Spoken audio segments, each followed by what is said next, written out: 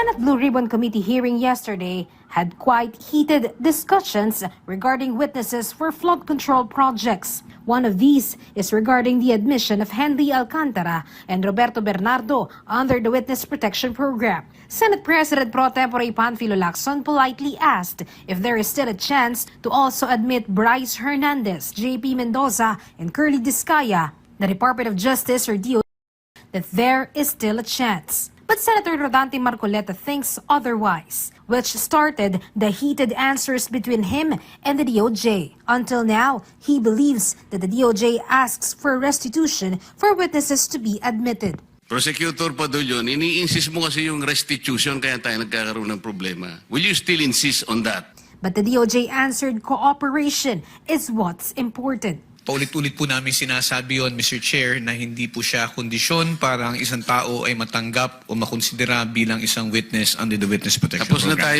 Tapos na tayo dyan. Kaya nga po, sinasagot ko po kayo na hindi ko po namin sinasabi. Wala po kami sinasabi na restitution is a condition. So I'm not insisting on it, sir. But Marcoleta still can't accept the answer, so he asked Curly Discaya himself if he restituted. But the answer of Curly was unexpected. Paano yung kay Discaya?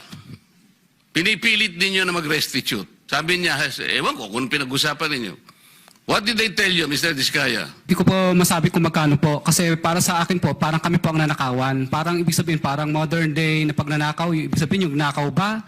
Siya pa ang magbibigay ng pera dun sa ninakawan niya. Parang ganun po. Senator Lacson also asked Curly if it was true that he was trying to demand payment from former lawmakers after they claimed their supposed commission in advance from projects that were allegedly allocated. But even Lacson did not expect his answer. Kaya nga may balita si Carly Discaya naniningil sa mga congressmen kasi nag-advance At naipit.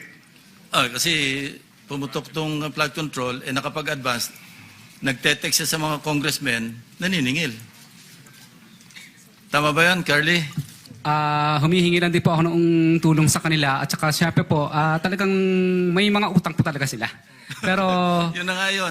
Aside from Discaya, another supposed witness was grilled during yesterday's hearing.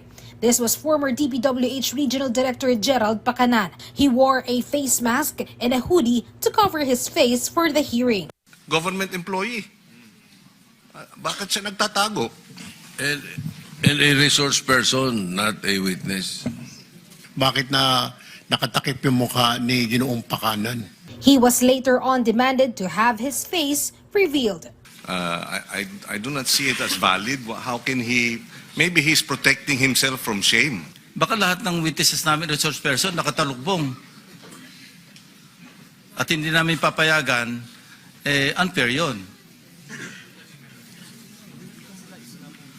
Your Honor, I will comply naman po kung ano po ang sasabihin. I think, that's the ruling of the chair.